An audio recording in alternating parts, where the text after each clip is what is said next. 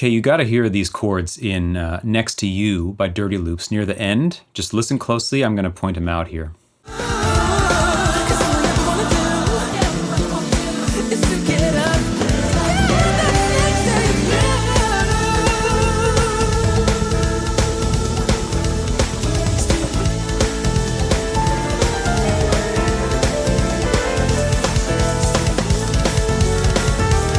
Love that. I love that. Okay, we're gonna transcribe that little section, then I'm gonna analyze it, extract some kind of harmonic principle from it or compositional principle, and then I'll use that to create a little track at the end of this and see it in action. So let's give it a shot. Okay, so I'm gonna transcribe this in the DAW because I am gonna make a track out of this. So I pulled the Dirty Loops track into the DAW here, and I've got a piano open, and let's just give it a shot. So quick listen.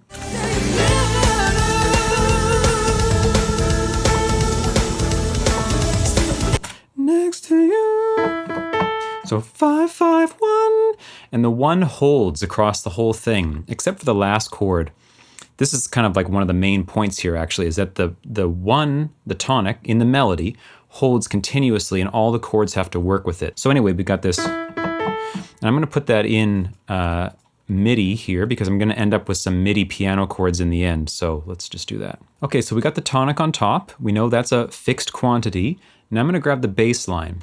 Usually I'm gonna do chords as a whole without doing bass separately, but because these chords are moving so quickly and they're non-diatonic and complex, I think getting the bass is gonna help me narrow down some things. So let's listen again now, but with an ear for the bass.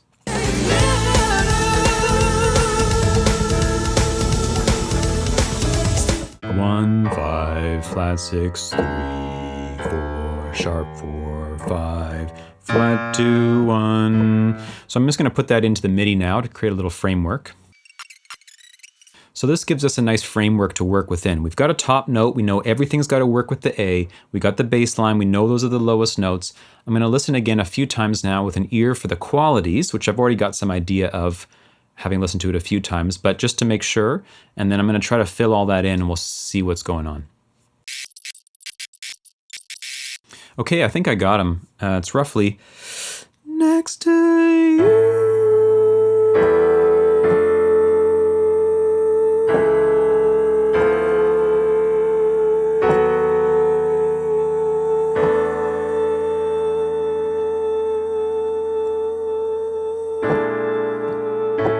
Hey, let's listen to it smoothly, faster than I can play it.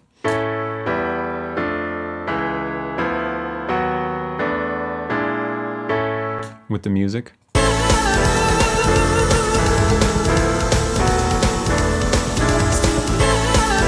Yeah.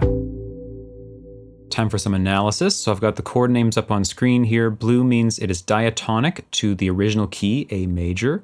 Orange means it's from the parallel minor, so A minor in this case. And the green color means that these are approach chords, functional chords that are targeting something. So it starts with this plain A major with the A on top. Just give the feeling of the tonality, super clear. That moves into E minor at 11, no 7. The 11 is the vocal on top, the melody. Then this is like from A minor, right? E minor would come from the key of A minor, or A mixolydian if you want. And then this moves into D minor over F, which again would be the 4 chord in A minor. After that we move back to the tonic, but it's major 7 and it's in first inversion with this kind of interesting voicing. So C sharp in the bass, and then E, G sharp, E, which really just looks like C sharp minor, like a 3 chord, but A on top, because of course the melody. Then moving up to D minor 6/9. Again, this is from, like that, I should say the previous chord was back to the Ionian mode, like A major. This one's back to A Aeolian, A minor, D minor 6/9. Who doesn't love a good 6/9 chord? And then it's up to this approach chord, which is a B7 in first inversion. Now, of course, B7 should be targeting an E chord, and it does in this case. Now, this is very classic. Centuries this has been going on, this bass motion of basically 3, 4, sharp 4, 5. The suspended 5 chord moves into a tritone sub, or augmented 6 chord if you want to use a classical terminology. And it's basically just B flat 7 with a sharp 11, which resolves very nicely back into A, of course.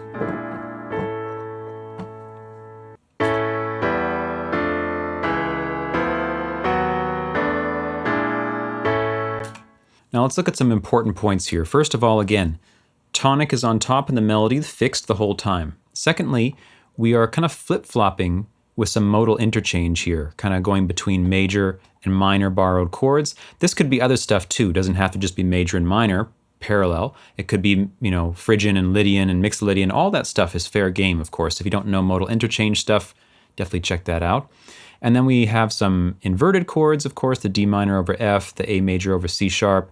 We have the B7 over D sharp, so inversions. It's always good to switch up between root position and inverted, especially first inversion or third inversion, because it gives the bass notes a different feeling.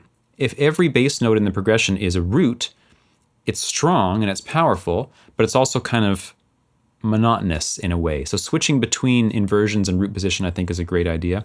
And then we have a couple of functional chords as well, which lends the whole thing a fairly logical, linear, destination-oriented quality here. I don't get the sense that this is some sort of non-functional, just random type harmony. It feels very like directional and meaningful, and I think that these chords in green here really help with that, as well the voice leading, which I think is another good point to look at here.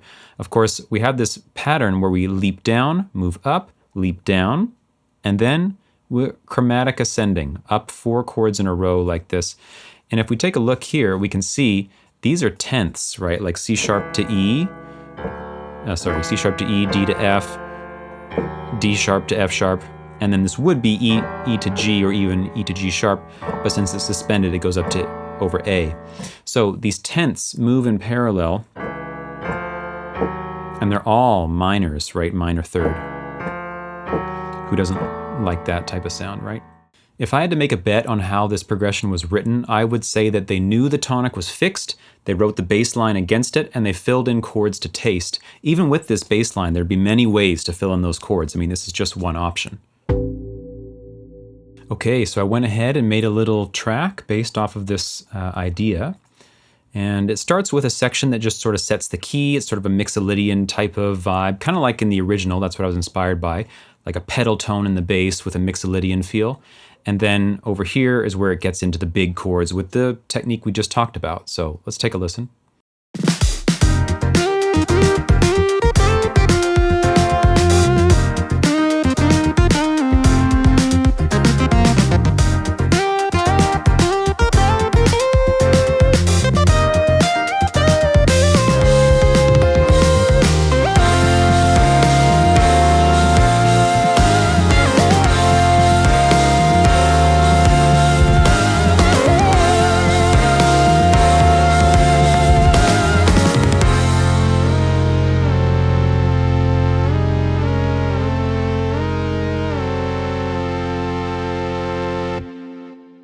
Now, unfortunately, I'm not Jona Nilsson, so I can't sing like Stevie Wonder and sound amazing, so I just have a synth, but you get the idea. If we come in and look what's going on here, this is right before the kind of main big chords. We have the melody doing this, which is 5, 2, 1. I did it in F, I should say, not in A anymore. So 5, 2, 1, holding on the F, like I said, tonic note on top. And here's the chords. So I have the F being held on top, actually in the chord voicings here. They sound like this, isolated.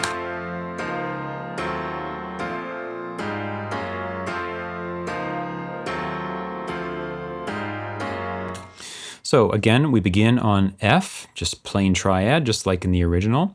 Dropping down to the flat 6, so borrowing from F minor. That's this chord here, D flat 6, 9.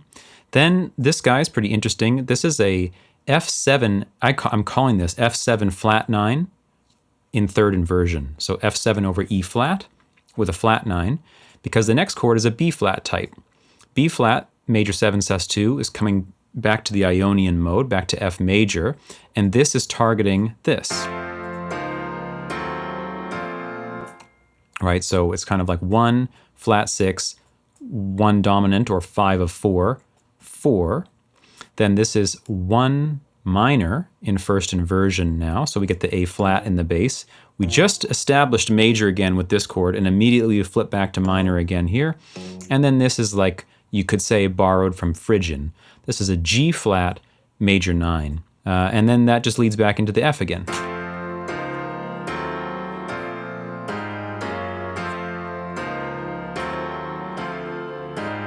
Something else worth mentioning is that I went into the chord voicings and found the most interesting lines from within the inner voices of the chords and extracted them out to 3 separate synths that are panned left, center, and right, so that those interesting lines are louder in the mix, and they end up sounding like this, isolated.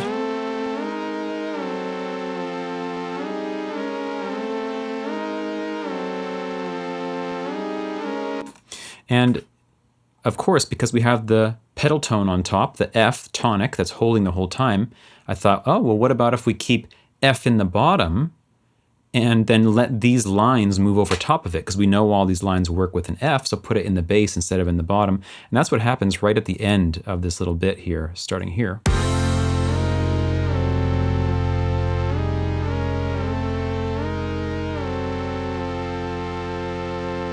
Which I thought was kind of nice. You just get to hear all the tension and pushing and pulling, but now the role's reversed with the tonic and the bass. So I'll do a full breakdown of this little track that I made here for my YouTube channel members. If you want to check that out, just click the join button beneath this video or on my main YouTube channel page, and you can see I have a whole playlist there where I upload videos that I don't put on the main channel, all about music theory and analysis and music philosophy and listening sessions and whatever. So if that interests you, feel free, much appreciated. And if you happen to know of any other songs that use this technique with the static melody note on top and all the changing harmony, non-diatonic stuff underneath, please post it in the comments. I can think of a few actually off the top of my head. I've always loved this sound, but this one particularly is nice. So if you've got some other ideas, let me know. I'd love to hear it. Otherwise, hope you enjoyed it. I'll see you soon. Bye.